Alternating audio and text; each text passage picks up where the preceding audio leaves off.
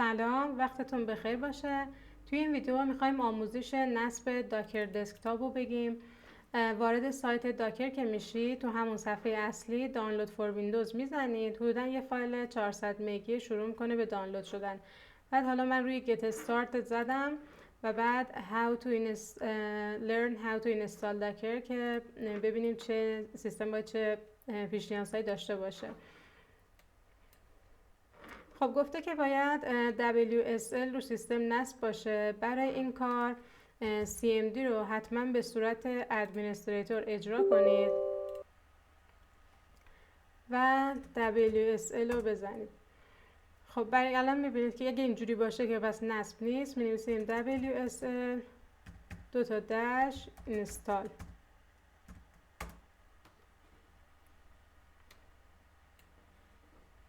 خب ببینید این کتا که بیاد یعنی نصب شده.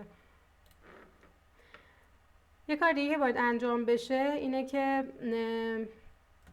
گفته که باید نسخه ویندوزمون اولا که 64 بیت باید باشه، دوما نسخه ویندوز 10 یا ویندوز 11 باید باشه و نسخه‌ش هم ورژنش یکی از این دوتا باشه، 22H2.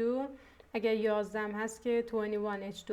برای اینکه نسخه ویندوزمون رو ببینیم کلید ویندوز R رو بزنید و اینجا تایپ کنید WinWare و اینتر. توی این قسمت توی این کادره میتونید نسخه ویندوزتون رو مشاهده کنید که الان برای من ورژن 22H2 هستش، همون چیزی که و اون چیزی هم که داخل پرانتز خواسته شده بیلد 19045 همون چیزی که اینجا خواسته شده. و باید توی بایوس سیستم virtualization حتما enable شده باشه، hardware virtualization. برای اینکه ببینیم که enable هست یا نه پیش‌فرض enableه، ولی میتونید چک کنید توی تاسک منیجر کنترل شیفت اسکیپ تاسک منیجر که باز میشه توی پرفورمنس و قسمت CPU. توی این قسمت میبینید که virtualization enabled هست. اگه نبود حالا سرچ کنید توی اینترنت، باید از طریق بایوس روشنش کنید، انیبلش کنید.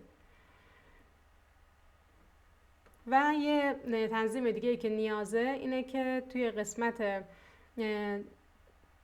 تایپ کنم توی نواربار turn on، خب همین turn Windows features on or off.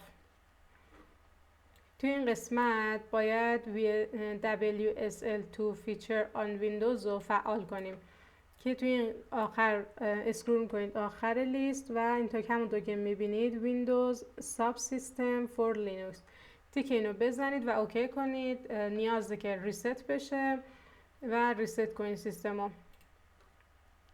بعد از اینکه بالا اومد حالا فایلی که دانلود کردیم و نصب میکنیم.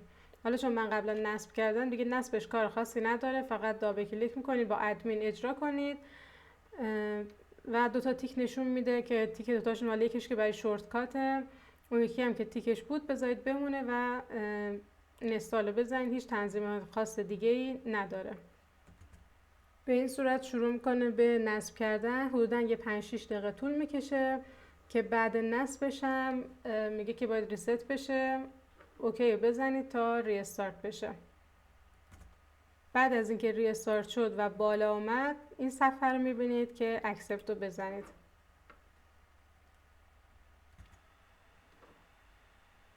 توی این قسمت همون اولی رو بذارید بمونه و فینیش.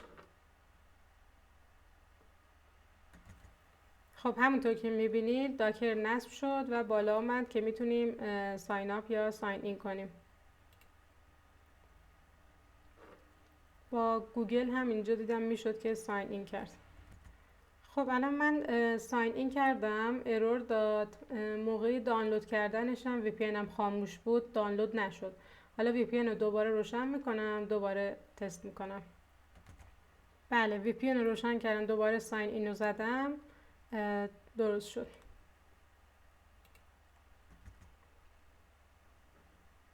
خب اینجا یه سری سوالا میپرسه که حالا خیلی هم مهم نیست. سوال قبلی این بود که در واقع کار شما چیه، با داکر دارید کار میکنید، هدفتون چیه؟ که حالا من بک‌اند رو زدم. برای چی دارید از داکر استفاده میکنید؟ برای کار، برای پروژه های سرگرمی، یاد گرفتن، آموزش و گزینه‌های دیگه که داره. اگه بخواید میتونید روی I don't know یعنی نمیدونم یا other بزنید. حالا من روی local development میزنم و continue. بعد از اینکه اون سوالا رو جواب دادید، حالا وارد داکر شده، نوشته که داکر انجین استاپ. احتمالاً باید یه بار ریست کنیم. حالا من ریست میکنم. اگر تنظیم دیگه نیاز داشته باشه یا اضافه میکنم یا توی توضیحات همین ویدیو اضافه میکنم یا انتهای این ویدیو. ولی همونطور که گفته شده باید فقط ریست کنیم و تمام.